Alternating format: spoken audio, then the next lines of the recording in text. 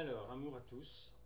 Je suis obligé de recommencer parce que j'avais mis de côté le chien, les téléphones.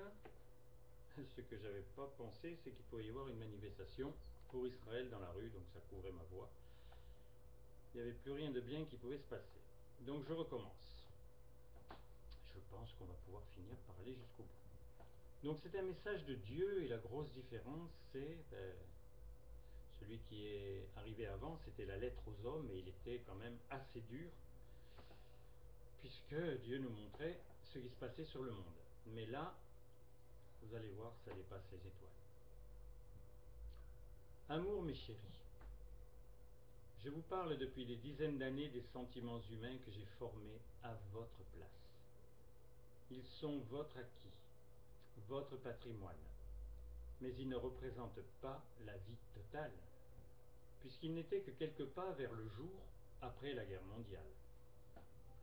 Sois certain qu'ils ne sont pas pris à bras le corps, mais ils sont créés et c'était mon but. Nous pouvons maintenant tenter de parler de nous. La vie nomme un ensemble de mes passions. Tu n'as pas pris l'habitude d'apprendre le présent, l'omniscience, l'omniprésence, l'éternité. Pour cette dernière qui inclut en fait l'infini du présent, tu dois savoir que tu es né pour m'aimer dans cet espace sans dimension. Tu peux penser peut-être que je risque d'être ennuyeux. Tu connais la chanson, ce que tu aimes est déjà chez moi. De toutes les manières, ta matrice a une fin, enfin son enveloppe. Car la réelle matière première, ton âme, ne bronze pas. Mais elle a été déflorée par les couleurs de mes créations et de tes réactions sentimentales. Comme les éléments cités ultérieurement, ton âme, qui est le seul véhicule qui peut emprunter la voie de ton autre matrice, ne t'intéresse pas. Même le nom ne te dit rien. Je ne parle pas pour tous, bien entendu, mais ceux qui pensent en avoir une l'ont en peine, même si c'est impossible. Les sentiments que je nommerai divins viennent de moi. Tu vas les trouver dans ce que je suis et ce que j'aime. Je suis celui qui est, te dépasse un peu. Mais l'éternité, tu la chantes, tu la lies à l'amour et à une image. Mais, comme la nuit et le jour s'opposent, tant que tu ne crois qu'aux aiguilles de ta montre, tu te fermes aux attributs de ma nature. D'ailleurs, avec ce nouvel éclairage, conçois-tu, puisque je suis le tout, que je suis ta lumière, et que tu vas devenir un être de cet état, pour me concevoir presque totalement. Il est vrai que le presque sera toujours plus grand qu'un univers, mais la fusée de 100 tonnes qui occultait ton paysage ne sera toujours plus qu'un point en quelques minutes dans le ciel bleu. La belle et vraie richesse, pouvant accepter les extrêmes, est l'amour. Un sentiment divin, outre le joli mot, se compose dans ma nature. Un exemple éclatant. Si je suis éternel, la conséquence est que tu vas me vivre, m'aimer éternellement. Je passe sur le fait que ton existence doit nous servir à faire connaissance. Mon vœu est que tu saches, et que tu connaisses le même bonheur que moi. Le bonheur d'être. Déjà, lui-même se niche dans l'éternité. Aucun bonheur est réel s'il est assuré d'une fin ou d'une mutation inconnue. En moi n'est pas l'espoir, et le mot conviction n'a pas de poids. La vie, belle et prodigieuse, se suffit à elle-même. J'aime l'éternité parce que je la suis. Si tu as cultivé une qualité, une valeur ou un état, tu sais que volontairement il t'est impossible de les renier. Certaines de mes créatures humaines ont vécu leur passion jusqu'à la fin de leur existence. Tu ne peux pas concevoir une éternité de passion. Mais je veux t'éclairer par le livre de la création qui te parle tous les jours. Du fouillis du fourré au fleuve de lave, passant par le dauphin malicieux, tu comprends facilement de quel feu je m'anime et quels moyens je me donne. Le but parmi d'autres, qui est le plus sensible, c'est toi. me multiplier. Ma création en tant que mère, père, confident, époux s'inclut dans la forme des amours diverses. Ce but me passionne. Mais avant que je te désire, je suis aussi, puisque je n'ai pas de commencement.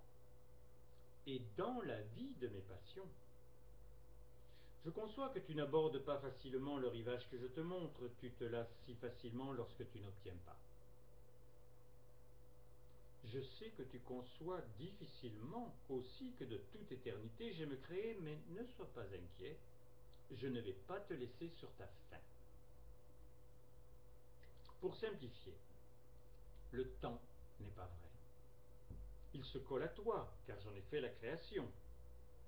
Je peux la détruire, il n'en resterait rien. Comme l'énorme nuage qui t'inquiète, qui a laissé sa place au ciel bleu.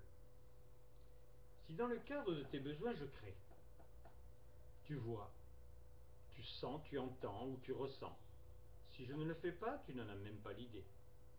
Ceci pour appuyer le fait que seul en moi est le présent, qui s'ouvrant en permanence nomme l'éternité. Il t'est éminemment difficile de le vivre car ce n'est que ton cœur qui peut concevoir ma nature. L'esprit t'échappe, à part les mots d'esprit et les fantômes. Marie, Thérèse, Willy sont des esprits. Toutes mes créations de Brahma, Mahomet ou Hormuzd jouent ou ont joué leur rôle, mais ils ne vivent pas. Le présent ni le passé. Alors ni c'est le verbe nier. Mais tant que ta passion n'existe pas que pour moi, j'utilise à outrance mes créations. L'esprit n'a pas besoin de la matière. Je lui ai donné des lois pour ton éducation, une apparence pour tes pupilles et ton cerveau, mais des chercheurs inspirés, en poussant leurs investigations, ont vu se révéler au plus infime de cette matière qui t'esclave son contraire absolu avec les facultés de mémoire, d'action, de réflexion et d'amorisation. L'esprit y ressemble. Et de quoi pouvais-je te confectionner vu que tu étais à mon image? Volonté absolue, soif de grandeur, héros sans réflexion, tout le meilleur en toi découle de mon être. Ce que je veux, je l'obtiens, en me donnant les plénitudes. C'est pareil pour toi, sauf que libre, tu ne te donnes que des moyens qui peuvent à volonté servir de levier pour ton but, si tu en as un. Je te connais puisque je te constitue, mais je n'épouse pas tes besoins. Ils rampent trop encore. Ton premier élan de cœur sera la fécondation d'une des grandeurs de mes goûts, car tu deviens ce que tu aimes de moi. Je rabâche, mais l'as-tu assimilé? J'aime par exemple la fête du 15 août car je vais la composer avec 3 êtres qui me chérissent et un brassage d'avancées qui n'a plus rien à voir avec l'évolution. Je vais faire un soleil de ce jour de fête, mais tu peux considérer qu'il rayonne déjà. Notre présent est précieux.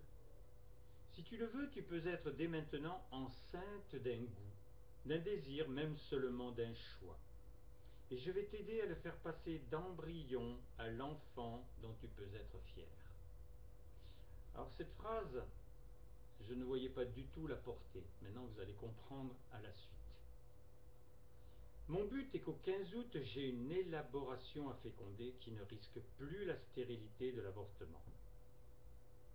Tant que tu dois relire Messidor ou dialoguer avec moi, même si cela est bien, ces actes n'auront jamais la vie de l'intimité de ce qui est né en toi et dont tu assures la croissance.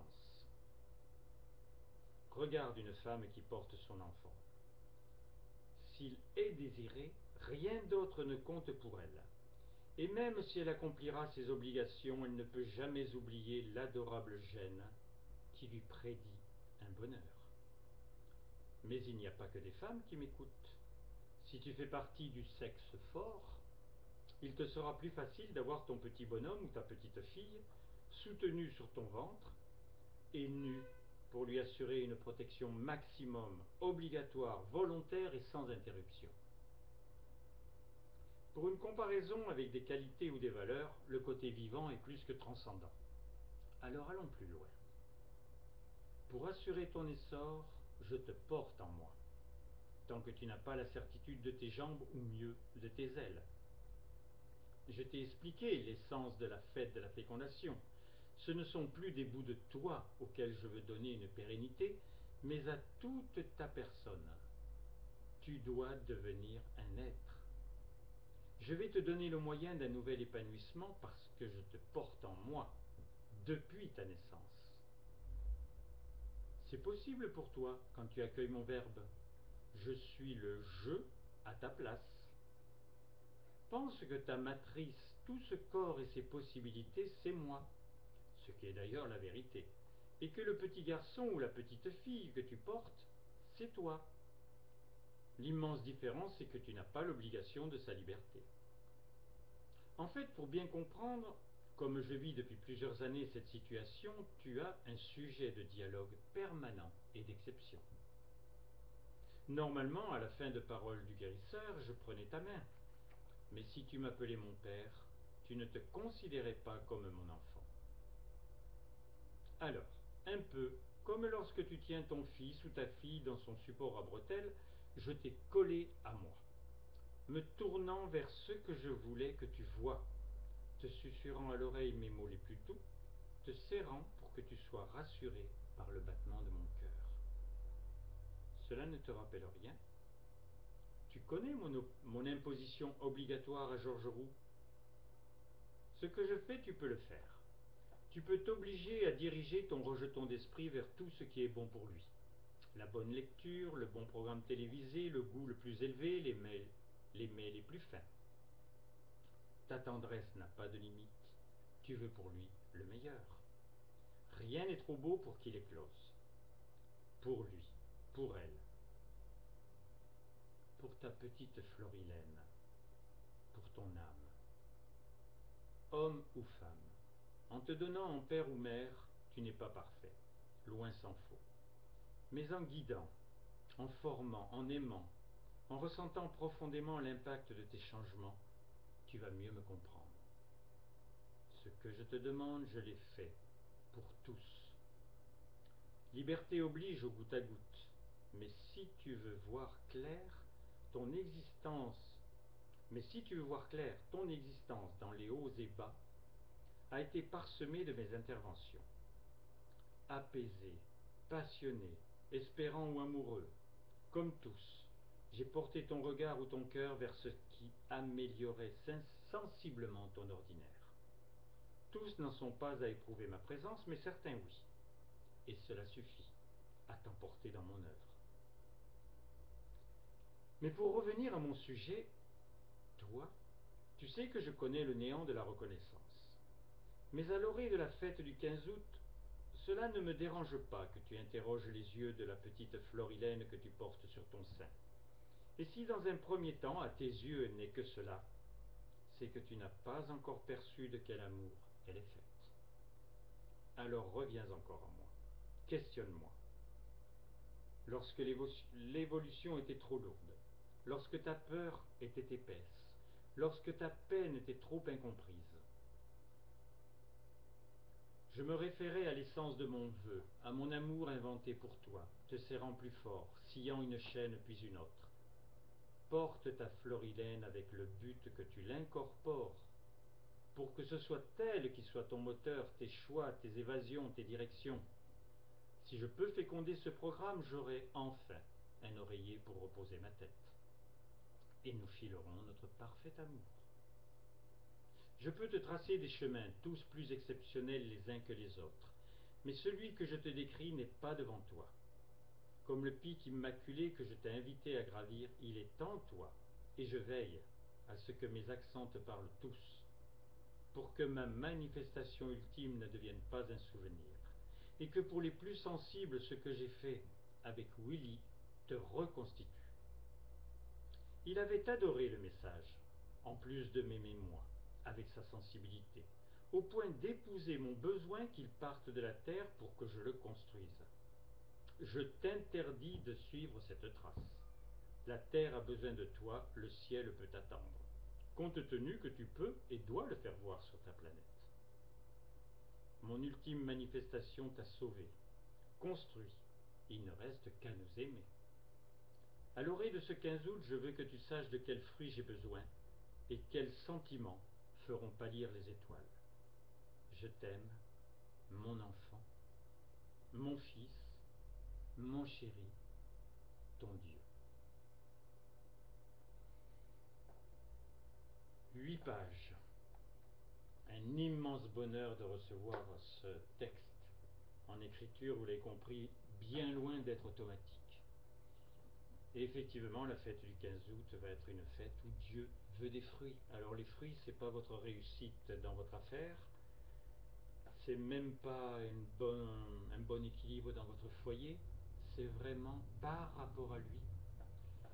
Parce que Dieu est notre vie, notre existence aussi, mais il est notre vie, et que de toute façon, un jour, on partira, on perdra ce corps, et là, on risque de rentrer dans un hôtel meublé, ou alors on peut être directement face à lui et avoir vraiment le profond besoin de le chérir et de tout faire pour construire, pour créer ce que l'on aura envie, sous son regard et dans son amour.